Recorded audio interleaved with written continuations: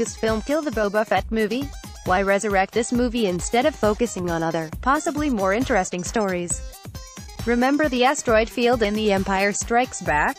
You know how Han Solo expertly flies to an asteroid to hide on and then escapes the space slug despite the odds, which he demands not to be told? What Lucasfilm keeps doing is like if Han had suddenly lost all piloting skills and just kept flying the Millennium Falcon into every single asteroid, basically ruining the entire film. First, it was giving Rian Johnson a trilogy of films despite Johnson needing to explain everything about the film he's already directed. Second, it was giving David Benioff and Dan Weiss their own series of films. And now we get to the resurrection of the Boba Fett movie, with James Mangold directing. Now, to be fair, Mangold is a fine director. Logan is a great movie. It even scored an Oscar nomination, but wow, it's hard to get hype about another Star Wars movie about a character we already know and don't need to know more about, directed by a man. A Lando Calrissian movie we can support because Donald Glover appears to be great.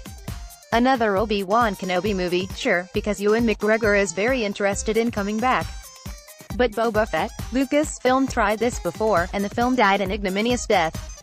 Bringing Boba back for the prequel trilogy also didn't do anyone any favors, even though Jango Fett, his sort of but not really dead cloning makes things complicated, made a strong impression. Boba's basically another whiny teen in a trilogy dominated by the whiniest of whiny characters, Anakin Skywalker.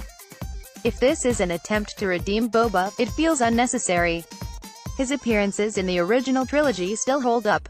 Being specifically told, no disintegrations by Darth Vader goes a long way in that regard. Next, Solo, a Star Wars story doesn't fly. Star Wars can explore other stories at this point. Rogue One felt like a step in the right direction in that regard.